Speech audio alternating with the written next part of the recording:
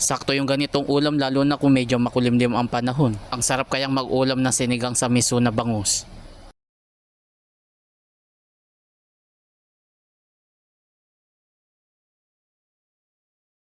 I-flex ko lang muna yung nabili kong universal non-slip iron. Makapal kasi yung pagkabakal niya, mga ilang buwan ko na rin ginagamit to. Kung napapansin nyo kapag nagluluto ako hindi ko na tinatanggal yan. At nagagamit ko na rin yung kaserola kong maliit at hindi na sumasahid sa gas stove. Kaya kung gusto mo ng ganyan, check mo na lang sa aking comment section yung link. At habang nakasalang at hinihintay natin na kumulo yung pang-asim, i-ready naman natin yung mga rekadong gagamitin natin. Tulad ng kamatis at sibuyas, naghiwa na rin ako ng bawang. Masarap kasi kapag sariwa yung gagamitin natin pang-asim, kaya bumibili na lang ako ng sariwang sampalok kapag meron. Meron din tayong luya na gagamitin, hiniwa ko lang yan ng maninipis. Tinanggal ko lang yung matigas na part sa mustasa, masarap yan sa sinigang na miso. Sunod naman mag-start na tayong mag-isa, unahin lang muna natin na ilagay itong luya.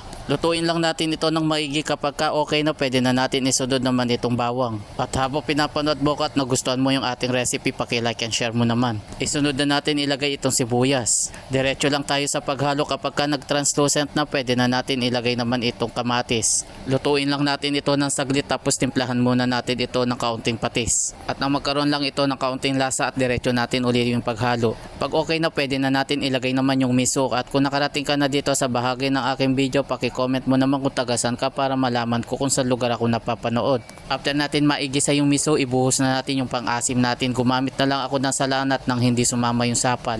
Iba talaga kapag natural na pang-asim yung gagamitin natin, iba kasi yung lasa.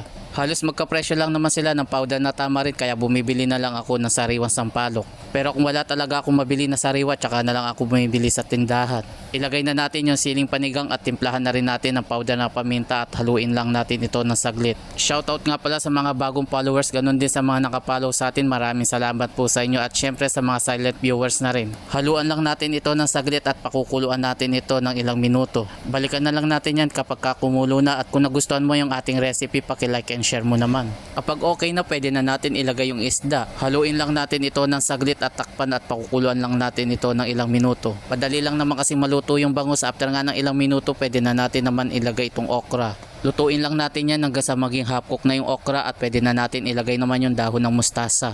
At kung nandito ka pa rin sa bahagi ng aking video at hindi ka pa nakapollow sa akin, pakipollow mo na lang ako para updated ka sa mga susunod. Ilubog-lubog lang natin yung dahon ng mustasa at nang mabilis maluto, tapos maglagay na rin tayo ng kaunting patis para pampalasa. Sakto pa naman yung ganitong luto lalo na at medyo makulimlim yung panahon. Ang sarap kayang humigop ng sabaw lalo na kapag ganito yung ulam mo. Sakto lang pala yung nailagay natin ng pampalasa. After nga ng ilang minuto, heto na at luto na yung ating sinigang sa miso. At syempre dito na tayo sa exciting part, yung tikman natin yung ating sinigang sa miso.